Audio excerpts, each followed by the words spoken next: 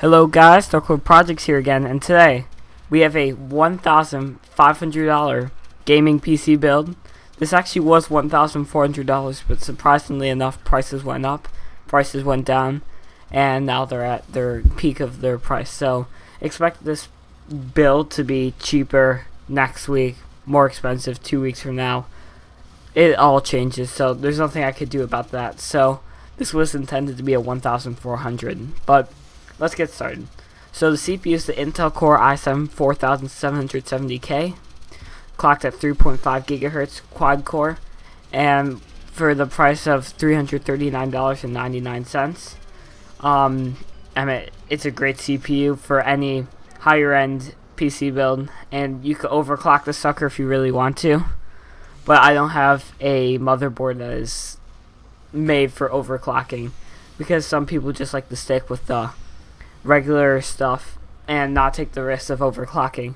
So we obviously have a pretty good cooler to keep the system at good temperatures and not overheat playing those intense games. So we have the Cooler Master RRT4 18PK R1.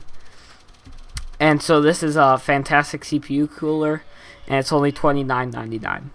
The motherboard is Asus H87 Plus ATX LG A1150 motherboard, which is a pretty awesome motherboard. It has actually 4 slots for RAM, and it's $104.99, which is great. So for the RAM, we're going for the G-Skill Trident X series, 8GB 2, 4GB 6, DDR3 RAM, 2400 megahertz speed. Yes, I did say 2400 megahertz, which is fantastic for the price of $94.99. And because we have those 4 slots, we're bumping it up to 16 gigabytes of the same exact RAM. So for 2 sticks, it's $94.99. So we're buying 2 of these packages. For the storage, we actually, surprisingly enough, are using Seagate. I didn't want to go with Western Digital. I wanted to kind of take a risk on this build, so I went the Seagate Desktop HDD 4TB 3.5 inch 5900 RPM internal hard drive. Yes, I did say 4 terabytes, and it is only 5900 RPM. So that's in between 7200 and 5400 in a way, like when you're looking at hard drives. So for the video card, I had to go with the MSI GeForce GTX 770 2GB video card, which is $359.99.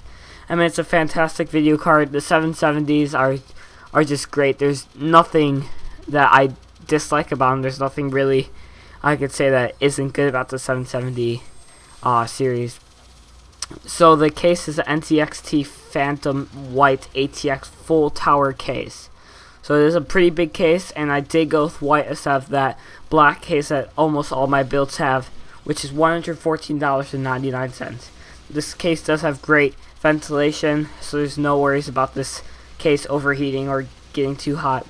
So for the power supply, I wanted to go something that had a cool fan and was very efficient. So I went the Thermaltake Tough Power XT 1275 watts 80 plus platinum. Yes, I did say platinum.